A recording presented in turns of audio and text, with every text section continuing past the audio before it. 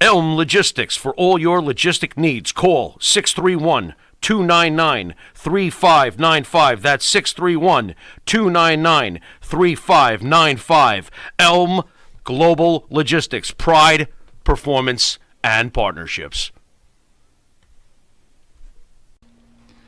Jimmy, I gotta take a dump. What? No, I mean I need a dumpster. Well, for all those needs, you need to call Big V Dumpster Rental, Long Island, New York, 631-900-DUMP.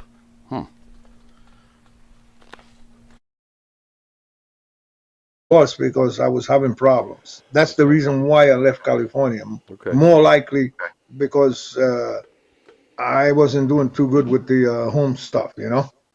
But what happens now is that as soon as I came home, and by the end of '76 and the beginning of '77, I bump into this young lady.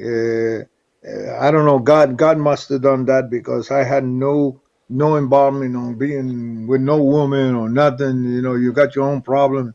You just want to mind your business, and we were having problems, and it was down the street. And my son was 15 years old. My oldest son, he's 59 years old now. My daughter's up in the right behind him, and those were my two first kids from my first marriage, which I was for 15 years married.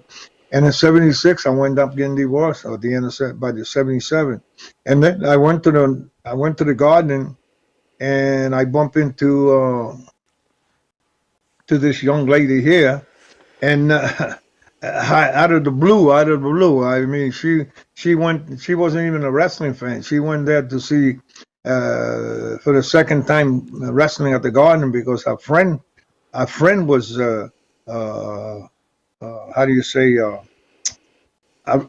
she was following wrestling, and she they gave her a ticket the first time, and the second time she bought a ticket, and they were looking for her friend, and she bumped against me at the hotel. Me dropping Gorilla Monsoon, dropping Cicluna down from the garden, driving down to 50th Street to the Howard Johnson Hotel. And by the time I drank a couple of beers and went into the bathroom and come out in the hallway, I bumped into her. I can't tell you the real story, because if I tell you the real story, you're not going to believe it, and it's a fantasy. It happens. God knows what he's doing. I bumped into her, and she's looking for her friend. Her friend came in and got an autograph, walked out the other door, and she left them in the hallway looking for her. And I come out of the bathroom, I bump into her. The rest was history. Okay, that's a long, long story. That's it's going to be 47 years ago. And the funny part about it is that that after a while, and she's with me for a while, for 4 years before we got married. And then we go to the pub, and I'm good friends with Andre, because Andre and I, we hang out, me, Cicluna, Andre, Danucci, Arnold Scollin. We spent a lot of nights, traveling and hanging out, and we were buddies. And I go to the pub with her, and Andre's there, and he wants to play ping pong with the machine, and she loves to play that, the ball that you hit it and it goes all over the place, the little ball. Well, he'll pick up the machine with his hand, and then instead of using the thing, and he's bouncing around, and she's fighting with him. And but Andre, that's not fair. You're not supposed to pick up the machine and have the little ball run all over the thing to get you a thing. And then he used to have a lot of fun doing that, because we were buddies, and we had nothing to lose. You understand? Mm-hmm. Yeah, but don't play pinball with Andre. Yeah, but no, but he was just laughing and joking and having fun with her. And my wife is a sweetheart. She's friendly with everybody. She's not that's the way she is. That's why I want her to say hello to you guys. You lucked out. The funny part about it is that time went on.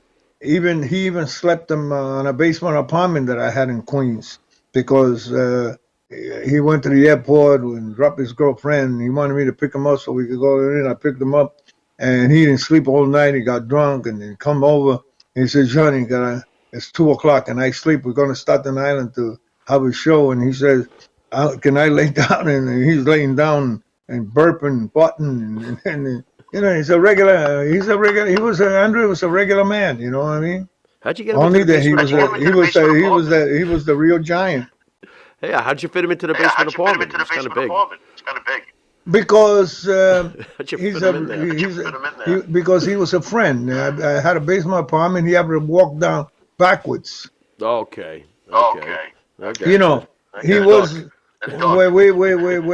We're regulars. We got nothing to do with. And I told you that the girl that